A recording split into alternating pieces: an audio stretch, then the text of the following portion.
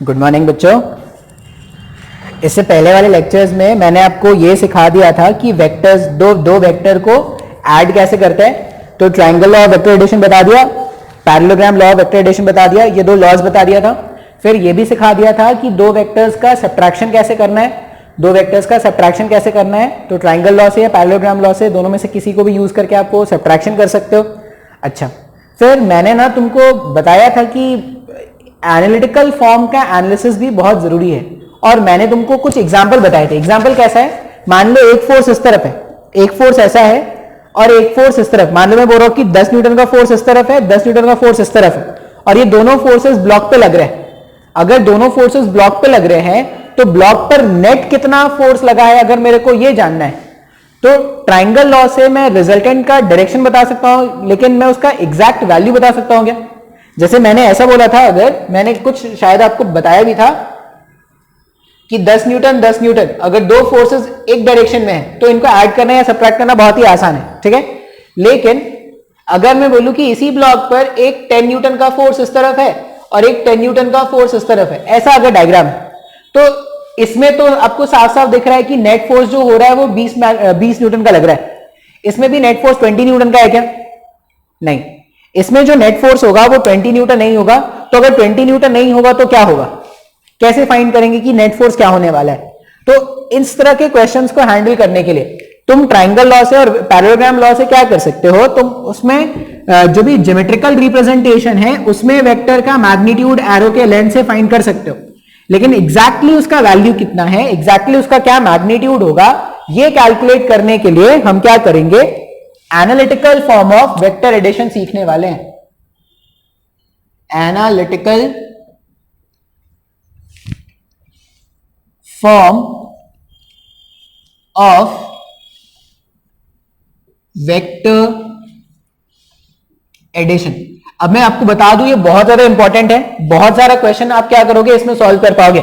अभी तक मैंने तुमको कोई खास ऐसा क्वेश्चन सॉल्व करने को नहीं बोला है, लेकिन एक बार जब ये पढ़ा दूंगा ना analytical form of vector addition, तो आपको मैं क्वेश्चन भी सॉल्व करने को बोलूंगा, ठीक है। अच्छा, अभी analytical form of vector addition का मतलब है कि मुझे न्यूमेरिकली मैग्नीट्यूड कैलकुलेट करना सीखना है। तो एक सिंपल सा एग्जांपल ले लेते हैं। मान लो एक वेक्टर है, वेक्टर ए, और एक दूसरा वेक्टर है वेक्टर बी। बात समझ में आ रहा है? मेरे पास दो वेक्टर है, पहला वेक्टर वेक्टर बी और दूसरा वेक्टर क्या है मेरे पास, वेक्टर ए। और मुझे क्या करना है, इन दोनों का रिजल्टेंट कैलकुलेट करना है। बहुत ही आसान होता है। रिजल्टेंट कैलकुलेट करने के लिए मैं पैरेललोग्राम लॉ अगर यूज करता तो एक वेक्टर में यहां पे बना देता था जो पैरेलल टू ए वेक्टर है, और एक वेक्टर अपन ऐसा बनाते हैं जो पैरेलल टू बी वेक्टर है। अच्छा, अगर ये वेक्टर ए वेक्टर है तो ये जो डॉटेड से बना रहे हैं वो भी ए वेक्टर है, और ये इधर जो डॉटेड से बना रहे हैं वो भी क्या है, वो बी वेक्टर होगा। ऐसा कुछ बना सकते हैं ना। और रिजल्टेंट जो है, रिजल्टेंट जो होता है वो दोनों के पॉइंट ऑफ इंटरसेक्शन से पास होने वाला, रिजल्टेंट जो होगा वो दोनों के पॉइंट ऑफ इंटरसेक्शन से पास होने वाला जो डायगोनल है, यही अपना रिजल्टेंट होता है, या इसी को हमने बोला था ए वेक्टर प्लस बी वेक्टर। बात समझ में आ रहा है? अब मुझे क्या करना है ना, अगर ये वेक्टर ए है तो ऐसा मान लेंगे कि इसका मैग्नीट्यूड कितना है, ए, ठीक है। इसका मैग्नीट्यूड ए है, इसका मतलब क्या है कि यहां से यहां तक का लेंथ, यहां से यहां तक का लेंथ कितना है, ए। उसी तरह यहां से यहां तक का लेंथ कितना मान लेंगे, बी। ए वेक्टर तो यहां से यहां तक का मैग्नीट्यूड ए, यहां से यहां तक का मैग्नीट्यूड बी। अच्छा, अब ये ए वेक्टर प्लस बी वेक्टर, तो इसका अगर आप मैग्नीट्यूड मानोगे तो इसका मैग्नीट्यूड क्या लिखोगे, इसका मैग्नीट्यूड ऐसा भी लिख सकते हैं ना, mod of A vector plus B vector.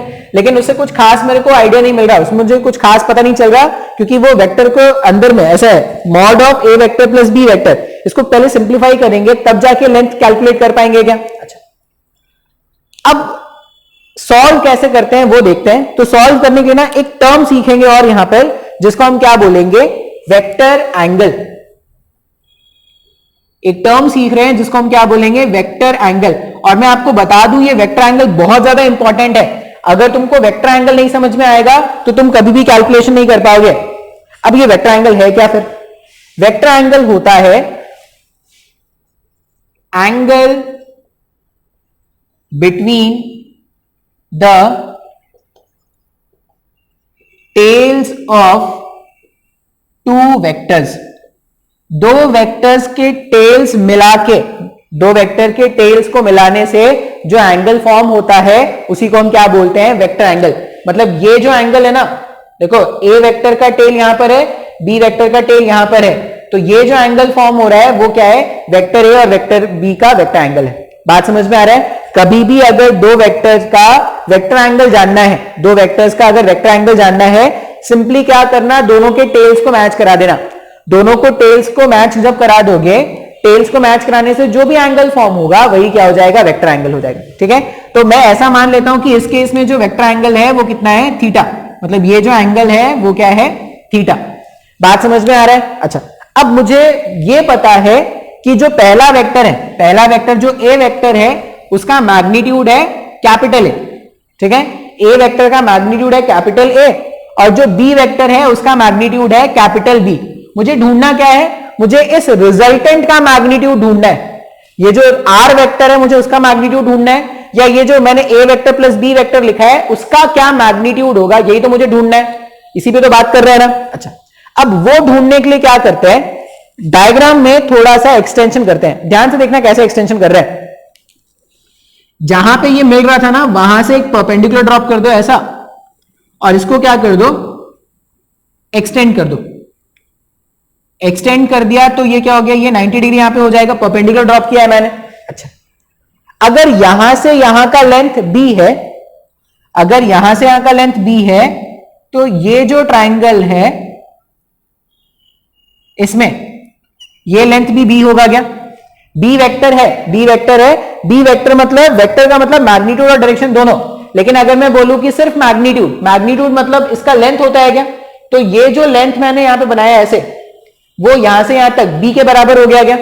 बात समझ में आ रहा है? अच्छा, और देखते हैं, ये दोनों अगर आपस में पैरेलल है तो जितना ये एंगल फॉर्म हुआ होगा उतना ही ये एंगल भी फॉर्म होगा क्या, मतलब ये एंगल भी थीटा हुआ ना। समय को कुछ भी नहीं समझ में आ रहा है, नहीं समझ में आ रहा है, ध्यान से देखना है। लेकिन इतना कोई मुश्किल अभी नहीं बताया भाई कि समझ में ना आए, सिंपल से धीरे धीरे ही तो पढ़ा रहे हैं। ठीक है, अच्छा, अभी ये ट्राइंगल का ना कुछ नाम रख देते हैं। ये जो ट्राइंगल है इसका नाम रख देते हैं M N P, M N P. ठीक है, एम एन पी जो ट्राइंगल है उसमें तुमको थोड़ा बेसिक ट्रिग्नोमेट्री, तुमको क्लास 10th की बातें याद दिलाते हैं तुमको। In triangle M N P, तुमको अगर 10वीं याद हो अपना, कोरोना से पहले भी तुम्हारी एक जिंदगी थी, उसको याद करते हुए ट्राइंगल का नाम लिखते हैं triangle M N P. In triangle M N P, अगर मेरे को साइन थीटा लिखना है, मान लो साइन थीटा, पढ़ाया गया क्लास 10th में। साइन थीटा क्या होता है, साइन थीटा का मतलब होता था परपेंडिकुलर डिवाइडेड बाय हाइपोटेनस, ऐसा ही कुछ होता था क्या। अच्छा, अब परपेंडिकुलर, तो थीटा का परपेंडिकुलर कौन होगा, थीटा के सामने जो होता है वही तो थीटा का परपेंडिकुलर होता है क्या। तो थीटा का परपेंडिकुलर एनपी है क्या, एनपी, ये थीटा का परपेंडिकुलर हो गया। हाइपोटेनस कौन होता है, 90 डिग्री के सामने जो होता है वो हाइपोटेनस होता है क्या। तो एमपी, एमपी जो है वो हाइपोटेनस है, और NP north pole south pole, NP जो है वो क्या हो जाएगा, परपेंडिकुलर हो जाएगा। तो साइन थीटा अगर मैं लिखूं उस वाले ट्राइंगल को देख के, तो साइन थीटा क्या लिख सकते हैं, NP, NP divided by MP. Sir मेरे को नहीं समझ में आया ये, हाँ या ना। अच्छा, वो जो एमपी है, एमपी का वैल्यू कितना है, बी है क्या, एमपी का मैग्नीट्यूड बी है। अगर एमपी का मैग्नीट्यूड बी है तो एन इंटू पी को क्या, एनपी को क्या लिख सकते हैं, बी साइन थीटा लिख सकते हैं क्या, लिख सकते हैं ऐसा। अच्छा, उसी तरह अगर मैं कॉस थीटा लिखता हूं तो कॉस थीटा होता है बेस अपॉन हाइपोटेनस, और बेस क्या होता है, जिस लाइन पर दोनों एंगल फॉर्म हुए होंगे 90 और थीटा, वही उसका बेस होता है क्या। तो बेस हो जाएगा mn, और हाइपोटेनस कितना है, हाइपोटेनस है mp। तो बेस को मैंने लिख दिया mn डिवाइडेड बाई mp। वापस से mp को अगर मैं b रख दूं तो mn का वैल्यू जो है वो b cos थीटा आ जाएगा। इतना नोट करना है, ये सब हम क्या करेंगे, डेरिवेशन में यूज करेंगे, इसलिए आपको क्या करना है, इतना नोट करके रखना है। तो मैंने कुछ नया नहीं पढ़ाया अभी, मैंने क्या कर दिया, जो भी तुमने बेसिक अपने ज्योमेट्री में देखा था, जो भी बेसिक अपने ज्योमेट्री में देखा है, ट्रिग्नोमेट्री में देखा था, उसको यूज किया और मैंने रिलेशन लिख दिया। अब ये रिलेशन लिखने के बाद मैंने क्या देखा, मैंने ये देखा कि ये जो mn है, मतलब यहां से यहां जो है mn है, mn का वैल्यू कितना है, b cos थीटा। ये जो लेंथ है वो कितना हो गया, b cos थीटा, और जो np है, np कितना हो गया, b sin थीटा हो गया क्या, हाँ या ना। तो मैंने क्या कर लिया है, जो जो मेरे को वैल्यूज मिल रहे थे मैंने वैल्यूज, देखो ये डेरिवेशन में बता रहा हूं, लेकिन डेरिवेशन इतना कोई इंपॉर्टेंट नहीं है। ऐसा नहीं कि डेरिवेशन तुम्हारे कोई तुमसे कॉलेज के एग्जाम में पूछने वाला है। डेरिवेशन बस इसीलिए बता रहे हैं क्योंकि कहां से आया फॉर्मूला ये जानना भी तो जरूरी है ना। सिर्फ रिजल्ट लिख दूंगा तो आपको, मेरे को लगता है कि उतने अच्छे से वो फील कर पाओगे। आप फील करने के लिए डेरिवेशन बहुत जरूरी है। फिजिक्स में भर भर के डेरिवेशंस मिलेंगे, कुछ डेरिवेशंस काम के होंगे, कुछ डेरिवेशंस बेकार होंगे, फिर भी अपने को कॉलेज के एग्जाम के लिए सीखना पड़ेगा। तो मैं बता दूंगा कि कौन से कॉलेज के एग्जाम में आते हैं, कौन से नहीं आते। ठीक है, मैंने b cos थीटा लिख दिया, मैंने b sin थीटा लिख दिया। ठीक है, अभी ये डायग्राम कितना अच्छा दिख रहा है, डायग्राम बहुत अच्छा दिख रहा है। अभी कैलकुलेशन करेंगे ना तो तुम्हारा मन और ज्यादा खुश हो जाएगा। अब कौन सा ट्राइंगल ले रहे हैं, ये मैंने रखा था MNP, मान लो इसका नाम रख देते हैं S। ठीक है, इसका नाम रख देते हैं S। और अब मैं जो ट्राइंगल देखने वाला हूं, in triangle SNP, in triangle SNP, देखो ट्राइंगल इसलिए अच्छे लगते हैं ना, अपने मर्जी जो नाम रखो भाई, जो मर्जी वो नाम रखो। तुम चाहते हो कि तुम रख दोगे इस वाले कोऑर्डिनेट का, तुम अगर नाम रखना चाहते हो मोदी जी, राहुल जी और वो तुम्हारे उद्धव जी, तो इन ट्राइंगल मोदी राहुल उद्धव, ऐसा भी हो सकता है। तो तुम अपने मर्जी से जो नाम रखो, इसलिए बहुत ही अच्छा होता है ज्योमेट्री पढ़ना या ट्रिग्नोमेट्री पढ़ना। इन ट्राइंगल SNP, ये जो SNP ट्राइंगल है सांप, SNP ट्राइंगल, इस SNP ट्राइंगल में अगर आप देखोगे तो एंगल n जो है वो 90 डिग्री है क्या। अगर एंगल n 90 डिग्री है, इसका मतलब ये SNP जो ट्राइंगल है वो एक राइट एंगल ट्राइंगल है क्या। SNP जो ट्राइंगल है वो राइट एंगल ट्राइंगल है। अच्छा भाई, राइट एंगल ट्राइंगल में तो पाइथागोरस थ्योरम हमने सीखा है, और पाइथागोरस थ्योरम हमने क्या सीखा था, एक राइट एंगल ट्राइंगल में हाइपोटेनस का स्क्वायर, ये बेस के स्क्वायर प्लस परपेंडिकुलर के स्क्वायर के इक्वल होता है क्या। अच्छा, n के सामने, ये n के सामने SP है क्या, तो यहां पे n के सामने अगर SP है तो अपन ऐसे लिख सकते हैं ना, SP square equals to base कितना है, तो जिस लाइन पर दोनों एंगल फॉर्म होता है, अभी ये एंगल और वो एंगल, तो S से N ये बेस हो गया, और परपेंडिकुलर कितना है, तो परपेंडिकुलर है N से P का स्क्वायर, लिख सकते हैं क्या ऐसा, SP का स्क्वायर, SP, यही तो मेरा रिजल्टेंट है ना, यही रिजल्टेंट है जिसका लेंथ मेरे को कैलकुलेट करना है। तो अगर ये R वेक्टर है तो या तो मैं इसको ऐसा लिख सकता हूं, सिंपली R लिख दूंगा, या मैं उसको क्या लिख सकता हूं, magnitude of A vector plus B vector का स्क्वायर।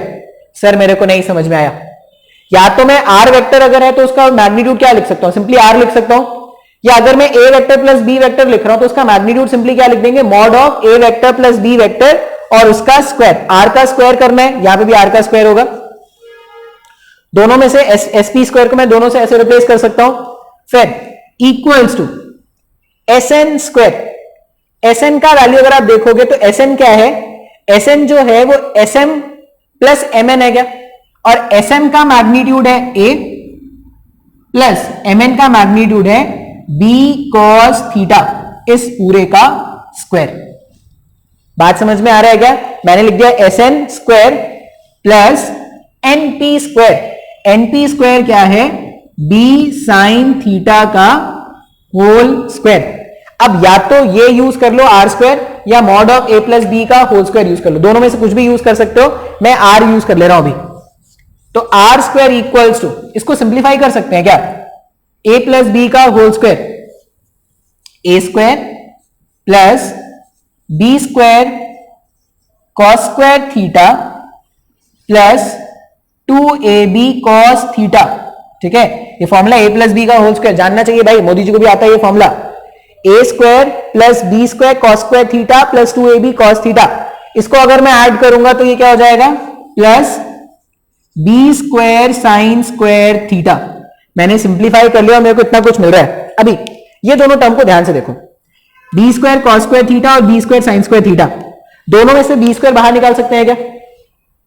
अगर दोनों में से बी स्क्वायर बाहर निकाल दिया, दोनों में से बी स्क्वायर बाहर निकाल दिया, इसका मतलब sign square theta plus cos square theta bracket के अंदर आ रहा है क्या?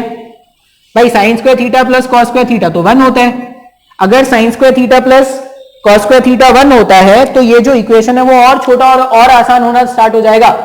Are square equals to A square को एज इट इज रहने दो, यहां पर बी स्क्वायर आ जाएगा इन दोनों को ऐड करने पर, और एक और टर्म आ जाएगा 2ab cos थीटा। अच्छा, इसको जब मैं सिंप्लीफाई करूंगा तो आर कितना लिख सकते हैं? ऐसा भी लिख सकते हैं क्या? A square plus B square plus 2ab cos theta. अब ये जो फॉर्मूला बना है ये इस चैप्टर का सबसे ज्यादा इंपॉर्टेंट फॉर्मूला है। रिजल्टेंट का मैग्नीट्यूड अगर मुझे कभी भी फाइंड आउट करना है, कभी भी क्वेश्चन में अगर रिजल्टेंट का मैग्नीट्यूड फाइंड आउट करना है तो फॉर्मूला जो बनता है वो क्या बनता है? रूट ओवर ऑफ ए का स्क्वायर, ए क्या है? पहले वाले वेक्टर का magnitude, plus B square, B क्या है? दूसरे वाले वेक्टर का magnitude, plus 2ab cos theta. cos theta क्या है? तो cos थीटा है दोनों वेक्टर्स, जिन दो वेक्टर्स को ऐड कर रहे हैं, जिन दो वेक्टर्स को ऐड कर रहे हैं उनके बीच के वेक्टर एंगल को ही अपन ने क्या बोला था? थीटा बोला था। बात समझ में आया है क्या? अब तुम खुद से सोचो, जो मैंने एग्जांपल तुमको बताया था अभी कुछ टाइम पहले, मैंने जो तुमको बोला था कि ये प्रॉब्लम है, इसको तुमको सॉल्व करना है, ठीक है? मान लो ऐसा है, ब्लॉक था, 10 न्यूटन यहां पे लगा दो और ये 10 न्यूटन यहां पे लगा दो, और इनके बीच का वेक्टर एंगल मान लो रख दो 60 डिग्री। बात समझ में आ रहा है क्या? अब अगर इनके बीच का मैं वेक्टर एंगल 60 डिग्री रख दो तो पहले वाले वेक्टर का मैग्नीट्यूड पता है, दूसरे वाले वेक्टर का मैग्नीट्यूड पता है, 2 पता है क्या? 2 पता है, 2 पता है सर, बचपन से पता है 2।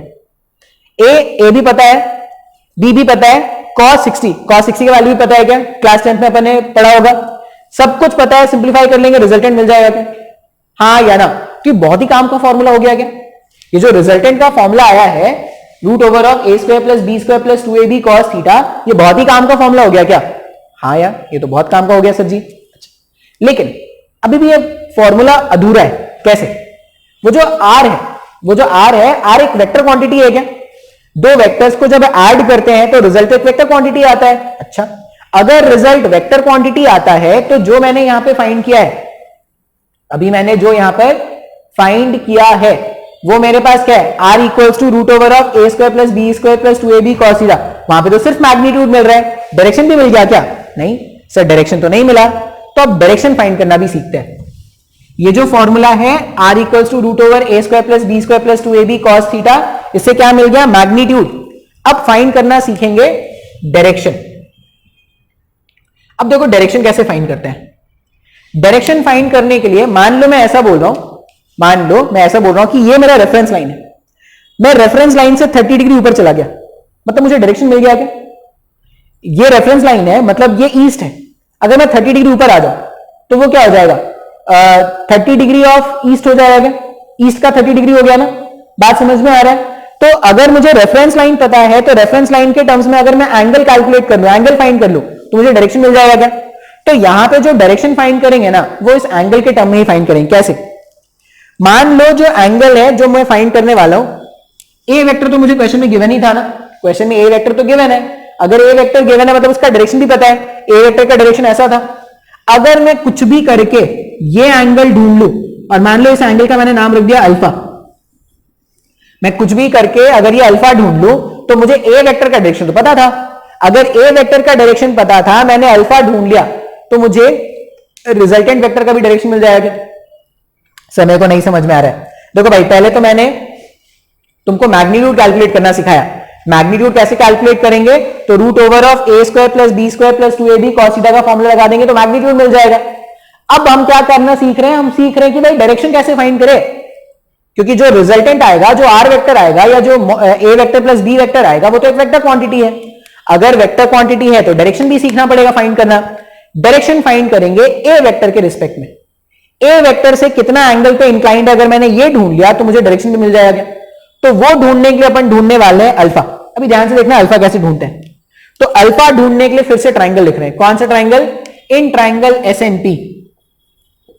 ये बहुत ही प्यारा ट्राइंगल है, बार बार ये ट्राइंगल आ रहा है। इन ट्राइंगल एसएनपी जो ट्राइंगल है उसमें अगर मैं tan अल्फा का वैल्यू लिखूं, अब एंगल ढूंढना है मेरे को, एंगल ढूंढना है, ठीक है, तो मैं लिख दे रहा हूं tan अल्फा। tan क्या होता है, ट्राइंगल में tan का वैल्यू होता था perpendicular divided by base, alpha का परपेंडिकुलर b साइन थीटा है क्या, अल्फा जो है उसका जो परपेंडिकुलर है वो क्या है, b साइन थीटा, और अल्फा का बेस, अगर अल्फा का बेस देखोगे तो a, यहां से यहां तक a और फिर आगे कितना b cos theta, a plus b cos theta, ये मेरे पास अल्फा का बेस हो गया क्या। अब अगर मेरे को मान लो ये b sine theta, a plus b cos theta सबका वैल्यू गिवन होता, a का b का थीटा का सबका वैल्यू गिवन होता, और मैंने सॉल्व करके ये वैल्यू फाइंड किया होता, मान लो √3, तो tan अल्फा अगर √3 आया होता तो अल्फा मुझे मिल गया होता क्या। बात समझ में आ रहा है, जब भी अल्फा 60 डिग्री हुआ तभी तो √3 होता ना, तो अल्फा कितना होता, 60 डिग्री हो जाता। बात समझ में आ रहा है, तो मैंने क्या कर लिया, ये जो एनालिटिकल फॉर्मेट है, ये जो एनालिटिकल कंसेप्ट जो हम सीख रहे थे उसमें मुझे रिजल्टेंट का मैग्नीट्यूड भी कैलकुलेट करना आ गया है, √a² plus b² plus 2ab cos theta, ये याद होना चाहिए। और मुझे डायरेक्शन भी फाइंड करना मिल गया, डायरेक्शन भी फाइंड करना सीख लिया क्या मैंने। डायरेक्शन कैसे फाइंड करेंगे, तो tan alpha equals to b sine theta a plus b cos theta. अब ये दोनों फॉर्मूला अगले 2 से 3 लेक्चर चलेगा। ये दोनों फॉर्मुलाज पे जब अपन क्वेश्चन सॉल्व करेंगे तो हम अपने को क्या करना है, यही यूज करना है। तो बहुत इंपॉर्टेंट है कि फॉर्मूला का डेरिवेशन समझ में आए। फॉर्मूला का डेरिवेशन जब समझ में आएगा तभी हम क्या कर पाएंगे, आगे क्वेश्चंस को सिंप्लीफाई कर पाएंगे। अच्छा, जैसे मैंने अल्फा ढूंढा है, अच्छा अल्फा किसके बीच में एंगल है, अल्फा जो एंगल है वो रिजल्टेंट और ए वेक्टर के बीच का एंगल है क्या। देखो तो अल्फा जो एंगल है वो रिजल्टेंट और ए वेक्टर के बीच का एंगल है। मान लो मुझे यह एंगल ढूंढना है, बीटा। अल्फा जो था वो रिजल्टेंट और ए वेक्टर के बीच का एंगल था, मुझे ढूंढना है बीटा। अगर मुझे बीटा ढूंढना है तो मैं बीटा कैसे कैलकुलेट करूंगा, तो ध्यान से देखते हैं, tan बीटा। अब मैं कौन सा एंगल ढूंढ रहा हूं, मैं ढूंढ रहा हूं रिजल्टेंट और बी के बीच का एंगल, तो tan बीटा लिखने वाले हैं। तुम चाहो तो परपेंडिकुलर वगैरह बना के फिर से यहां पे फाइंड कर सकते हो, लेकिन उतना तामझाम नहीं करेंगे अपन, सिंपली यहीं से कैलकुलेट करना सीख लेंगे। कैसे, अल्फा जो था वो ए वेक्टर और रिजल्टेंट के बीच का एंगल है क्या, बात समझ में आ रहा है। अच्छा, तो अल्फा का बी से कोई लेना देना है क्या। देखो इधर मैंने लिखा है tan, अगर इक्वल्स टू के इस तरफ tan है तो इधर भी क्या होना चाहिए, साइन बाई कॉस होना चाहिए ना, साइन बाई कॉस ही तो tan होता है। मान लो ये वाला टर्म को मैं भूल जाऊं, देखो ये वाला टर्म को अगर मैं भूल जाऊं तो साइन बाई कॉस का टर्म दिख रहा है क्या, बी कैंसिल हो जाएगा, तो इधर भी tan है इधर भी टर्म है, मैच हो जाएगा। अच्छा, अभी लिखने का पैटर्न, लिखने का तरीका सीखना है कि लिखते कैसे। जब मैंने ए और आर के बीच का एंगल ढूंढा था अल्फा, तो वो आ रहा था बी साइन थीटा आ रहा था क्या, मतलब जब ए और आर के बीच का एंगल ढूंढ रहे थे तो जो अल्फा के इंडिपेंडेंट है वो साइड लेना है क्या, B sine theta divided by B cos theta कर देना, हाँ या ना। और डिनोमिनेटर में क्या करना, डिनोमिनेटर में जिसके साथ एंगल फॉर्म हुआ है ना उसको ऐड भी कर देना। सर नहीं आया समझ में, फिर से देखो, मैं जब अल्फा ढूंढ रहा हूं, अल्फा किसके बीच का एंगल है, अल्फा रिजल्टेंट वेक्टर और ए वेक्टर के बीच का एंगल है। ये अल्फा का बी के साथ कोई लेना देना है क्या, नहीं। तो पहले क्या करना, जिसके साथ कोई लेना देना नहीं है ना उसका साइन थीटा और उसके कॉस थीटा को डिवाइड करके लिख देना, लिख दोगे ऐसा। अच्छा, फिर जिसके साथ एंगल फॉर्म हुआ है उसको अलग से डिनोमिनेटर में ऐड कर देना, सिंप्लीफाई कर देना, वही अपना आंसर है। तो अगर मैं इसी को यूज करके, इसी कंसेप्ट को यूज करके बीटा कैलकुलेट करूं, तो बीटा जो है वो रिजल्टेंट और बी वेक्टर के बीच का एंगल है क्या, किसके साथ कोई रिलेशन नहीं है, तो ए के साथ कोई रिलेशन नहीं है। तो पहले तो अपन ये लिख देंगे A sine theta divided by A cos theta, A sine theta divided by A cos theta, पहले तो ये लिख देंगे। अच्छा, अभी किसके साथ एंगल फॉर्म हो रहा है, बी के साथ, तो जिसके साथ एंगल फॉर्म हो रहा है उसको डिनोमिनेटर में सिंपली लाके क्या कर देना, ऐड कर देना। तो ये हमारे पास क्या हो जाएगा, tan बीटा का फॉर्मूला हो जाएगा। ठीक है, आप दोनों में से किसी एक को याद रख लो, या आप ये भी कर सकते हो, मान लो तुमको अल्फा मिल गया, मान लो अगर तुमको अल्फा 60 डिग्री मिल गया तो तुम बीटा ये लिख सकते हो क्या, थीटा माइनस अल्फा। अगर तुमको अल्फा मिल गया तो बीटा ही मिल जाएगा। तो या तो ये फॉर्मूला यूज कर लो या ये यूज कर लो या ये यूज कर लो, जो तुमको फॉर्मूला अच्छा लग रहा है तुम आप क्या कर सकते हो, यूज कर सकते हो। ठीक है। अच्छा, अब ये जो हमने कंसेप्ट सीखा है, ये जो हमने एनालिटिकल फॉर्म का कंसेप्ट सीखा है, इसके कुछ केसेस बनाते हैं, कुछ स्पेशल केसेस होते हैं वो जो स्पेशल केसेस होंगे वो बार बार काम आएंगे, इसलिए हम क्या कर रहे हैं, उनको स्पेशल केसेस के टर्म पे बना लेते हैं और इनको हमेशा याद रखेंगे।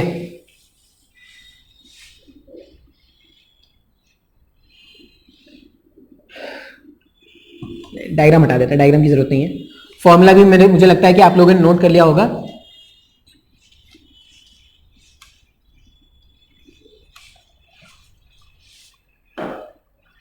पहले देख लेते रिकॉर्ड हो रहा है कि नहीं। हो रहा है, आज किस्मत अच्छी है, रिकॉर्ड अच्छे से हो रहा है।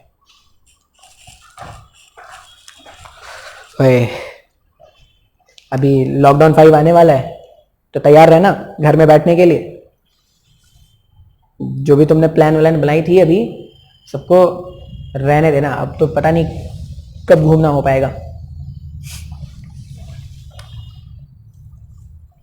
लेकिन ये लॉकडाउन में तुम क्या कर सकते हो, कुछ नए स्किल्स डेवलप कर सकते हो। नए स्किल्स मतलब कुछ भी अपने इंटरेस्ट के हिसाब से कुछ भी कर लो। डांसिंग सीख लो, योगा सीख लो, पेंटिंग सीख लो, कराटे सीख लो, गाने सीख लो, कुछ भी अपना इंटरेस्ट, अपना हॉबी कुछ भी जनरेट कर सकते हो नया। और ऐसा नहीं ना कि सीखने कहीं बाहर जाना पड़ेगा, नहीं, तुम घर में बैठे बैठे सीख सकते हो भाई। यूट्यूब में तुम बैठ के हर कुछ सीख सकते हो, खाना बनाना सीख सकते हो, पेंटिंग सीख सकते हो, कुछ भी सीख सकते हो। पानी पी लेते हैं भाई, पानी पीना भी जरूरी है। ये हो गया, ये लिख लिया ना। अब इसमें क्या कर रहे हैं, कुछ केसेस अपन देखने वाले हैं। सबसे पहले बात करते हैं केस 1। केस 1 का मतलब हो गया when theta equals to 0 degree. अच्छा, अब तुम डायग्राम सोचो, थीटा 0 का मतलब क्या है। ये ए वेक्टर था ना, और जो मैंने डायग्राम बनाया था उसके हिसाब से बी वेक्टर ये था। थीटा 0 होने का मतलब है ये बी वेक्टर घूम के यहां पे आ गया क्या। तो थीटा 0 होने का मतलब है कि ये जो बी वेक्टर है, ये जो बी वेक्टर है वो इसके साथ में ऐसे आ गया है क्या। बात समझ में आ रहा है। अच्छा, अब ये तो सिंपल केस हो गया ना सर। पहला फोर्स भी इधर ही लग रहा था, दूसरा फोर्स भी इधर ही लग रहा था, तो नेट फोर्स दोनों का ऐड कर देते थे। अब अगर नेट फोर्स दोनों का, जैसे मैं अगर बोलूं कि ये 20 है, ये 10 है, तो नेट 30 का आगे हो जाता था क्या। अब देख लेते हैं भाई मैंने जो फॉर्मुला डिराइव किया वो सही है या गलत है। वो चेक करने के लिए हमने क्या देखा था, रिजल्टेंट का फॉर्मुला आया था, resultant equals to root over of A square plus B square plus 2ab cos theta. यही तो फॉर्मुला आया था ना। इस केस में थीटा 0 पुट करोगे अगर, तो रिजल्टेंट क्या आ जाएगा, root over of A square plus B square plus 2ab cos 0। Cos 0 1 होता है क्या।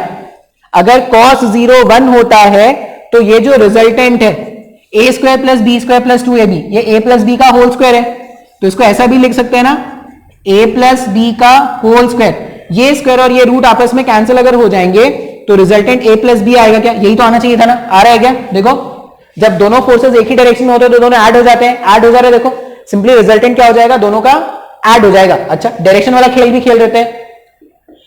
Tan alpha, tan alpha, tan alpha होता था बी, टैन अल्फा होता था B sine theta divided by B cos theta, denominator में ए, ऐसा ही कुछ होता था क्या। अच्छा, अभी थीटा कितना है, थीटा यहां पर है 0।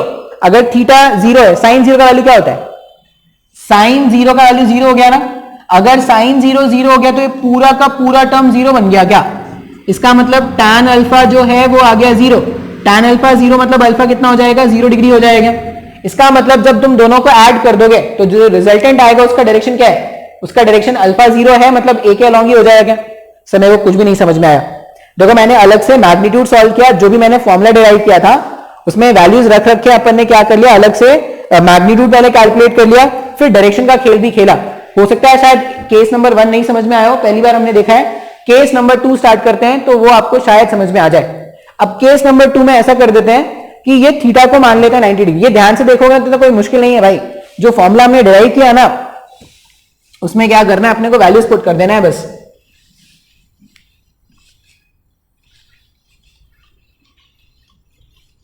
डायग्राम अच्छे से ड्रॉ करना। देखो फिजिक्स में ना डायग्राम की बहुत इंपॉर्टेंस है। तुम जितने अच्छे से डायग्राम, ये माइक ना टूट जाए मेरा, तुम जितने अच्छे से डायग्राम ड्रॉ करोगे ना उतना अच्छा तुमको समझ में आएगा, क्योंकि जो तुम्हारा नोट्स होगा वो तुम्हारे के लिए है। मान लो तुम आज नहीं पढ़ रहे हो, कल को तो पढ़ोगे, कभी तो पढ़ोगे। या तुम मान लो तुम्हारा जो नोट्स है, अब ये जो मैं नोट्स लिखा रहा हूं बहुत ही क्या बोल रहा हूं, इंफॉर्मेटिव नोट्स है। अब इंफॉर्मेटिव नोट्स है तो हो सकता है कि तुम नहीं पढ़ोगे, तुम्हारे आगे का जो जनरेशन है वो पढ़ेंगे। तुम्हारे जो भी तुम्हारे डॉटर होंगी या जो भी तुम्हारे सन होंगे वो बोलेंगे वाह आपके सर तो बहुत अच्छा पढ़ाते थे। ठीक है,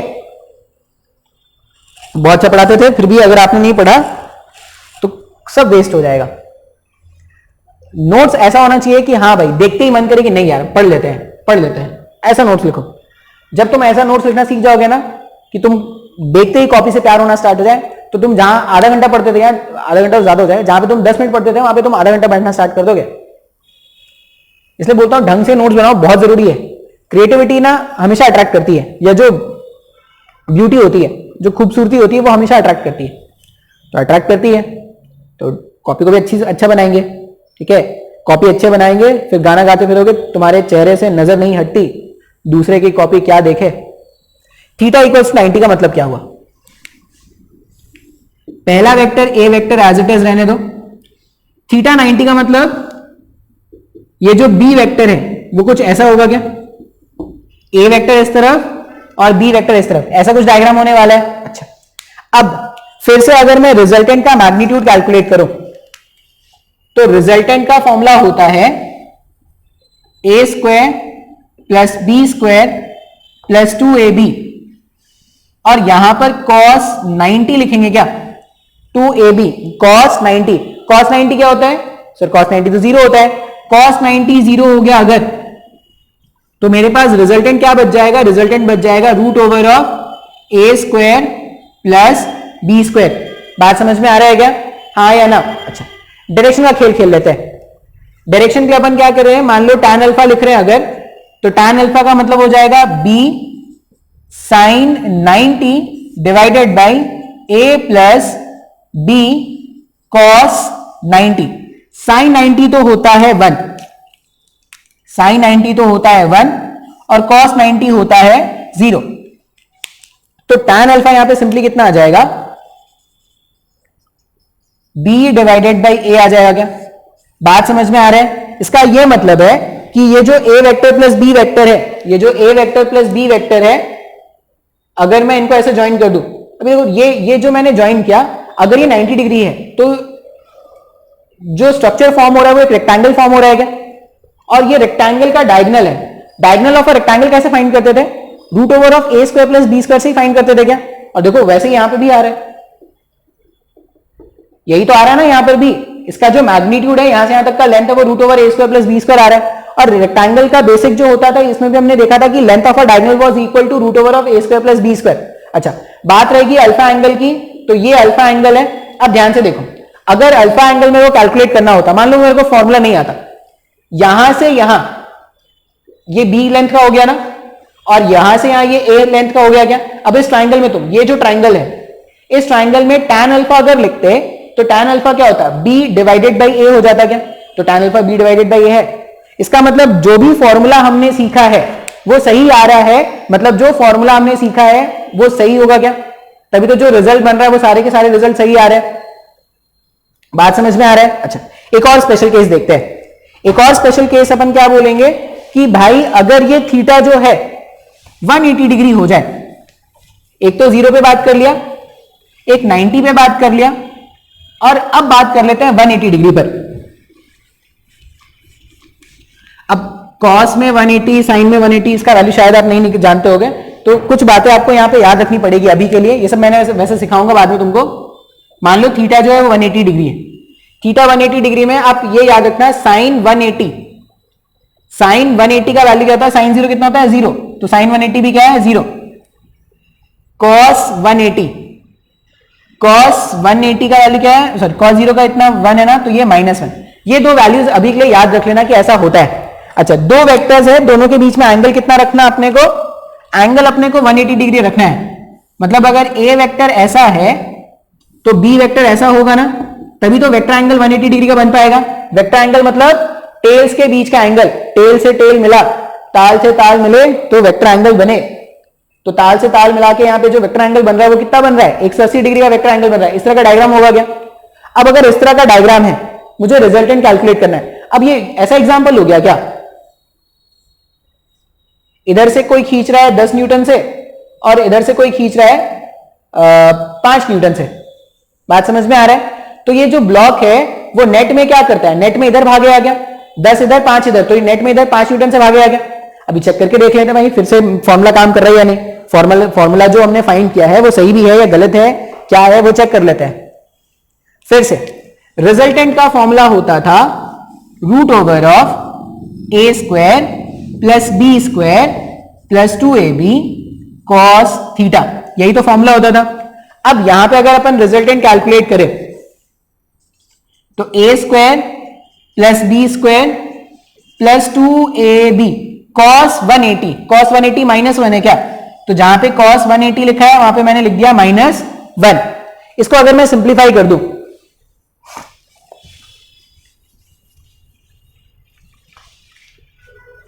इसको अगर मैं सिंप्लीफाई कर दूं तो रिजल्टेंट क्या आ जाएगा, रिजल्टेंट आएगा root over of A square plus B square minus 2ab, ये रिजल्टेंट आ गया क्या? अच्छा, ये a माइनस बी का होल स्क्वायर है क्या, तो रिजल्टेंट को ऐसा भी लिख सकते हैं a माइनस बी का होल स्क्वायर। सॉल्व करने पर जो रिजल्टेंट है वो a माइनस बी आ रहा है क्या, और ऐसा आना भी चाहिए था ना, 10 माइनस 5, 10 माइनस 5 ऐसा आ भी रहा है क्या, 10 माइनस 5, बात समझ में आया? डायरेक्शन भी फाइंड कर लेते हैं, डायरेक्शन भी चेक कर लेते हैं। डायरेक्शन चेक करने के लिए क्या करेंगे, tan अल्फा लिखेंगे। तो डायरेक्शन के लिए लिखते हैं अपन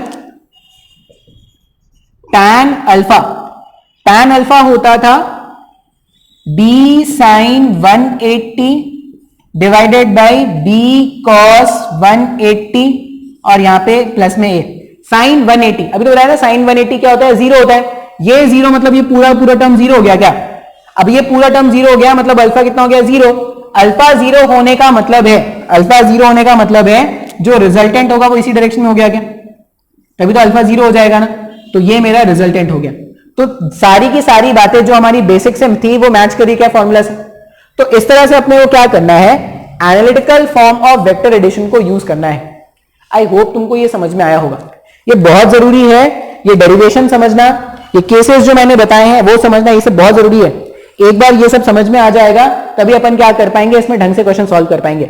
तो आज के लेक्चर तक जितना कुछ मैंने तुमको सिखाया है ना वो सब बहुत अच्छे से याद हो जाना चाहिए तुमको। इसके बाद वाले लेक्चर में हम क्या करेंगे, इसके कुछ एप्लीकेशंस देखेंगे। एप्लीकेशन मतलब कैसे इस फॉर्मूले को यूज करना है। अब इसमें सिंपल क्वेश्चन क्या बन सकता है, सिंपल क्वेश्चन ऐसा बन सकता है ना, देखो मेरे पास क्या क्या वैल्यूज है, ए बी थीटा और आर, मतलब टोटल जो इक्वेशन है उसमें क्या है, ए बी थीटा और आर। वो जो मैग्नीट्यूड वाला पार्ट है उसमें ये 4 वेरिएबल्स हो सकते हैं, ए बी थीटा आर।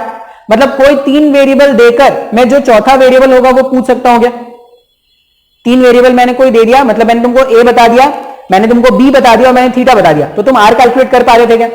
मान लो ऐसा सोचो, मैंने तुमको ए बता दिया, मैंने बी बता दिया और आर बता दिया, तुम थीटा कैलकुलेट कर सकते हो क्या, ऐसी कैलकुलेशन करना पड़ेगा। तो पहला जो फॉर्मूला है हमारे पास A square plus B square plus 2ab cos theta, उसमें 4 टर्म्स है, 4 में से कोई भी 3 बता देंगे और एक पूछ लेंगे। इस तरह के क्वेश्चन बहुत आएंगे, बहुत आएंगे। अब ये इस तरह के क्वेश्चन तभी सॉल्व कर पाओगे जब आपको समझ में आ रहा है कि ए क्या है। तो ए जो पहला वेक्टर मैंने लिया था, ए वेक्टर, ठीक है, क्वेश्चन में वो 3 4 5 6 कुछ भी हो सकता है। ए वेक्टर का मैग्नीट्यूड है ए, बी वेक्टर का जो मैग्नीट्यूड सेकंड वाले जो वेक्टर होगा उसका मैग्नीट्यूड हमने लिया बी, दोनों के बीच का वेक्टर एंगल जो है वो मैंने लिया थीटा, और इनका जो रिजल्टेंट आएगा उसको या तो आप लिख दो ए वेक्टर प्लस बी वेक्टर या आप सिंपली लिख दो आर वेक्टर। आर वेक्टर अगर लिख रहे हो तो आर का मैग्नीट्यूड कैसे कैलकुलेट करना है, root over of A square plus B square plus 2ab cos theta. और अगर आप mod of A vector plus B vector calculate करना चाहते हो तो क्या लिख दोगे, root over of A square plus B square plus 2ab cos theta. इसका मतलब आज के बाद कभी भी अगर तुमको ऐसा लिखा हुआ मिल जाए, कभी भी अगर तुमको ऐसा लिखा हुआ मिल जाए ना, तो इसका मतलब ये होगा, इसका मतलब क्या है, ये रूट ओवर है A square plus B square plus 2ab cos theta. ये याद रखना है, बहुत जरूरी है ये याद रखोगे तभी क्या कर पाओगे, क्वेश्चन सॉल्व कर पाओगे। तो इतना ही रहने देते हैं, फिर नेक्स्ट लेक्चर में आपको पढ़ाएंगे। आज के लिए इतना ही रहने देते हैं। अच्छा, तुम वो लेक्चर में कोई प्रॉब्लम होता होगा ना तो तुम पूछ सकते हो, तुम बता सकते हो, ठीक है। ऐसा नहीं कि मूर्खों के जैसा बैठे हैं, जो भी समझ में आया तो ठीक है, नहीं समझ में आया तो भी ठीक है। नहीं समझ में आया तो तुम बता लिया करना, कमेंट करके ग्रुप में कभी भी बता सकते हो।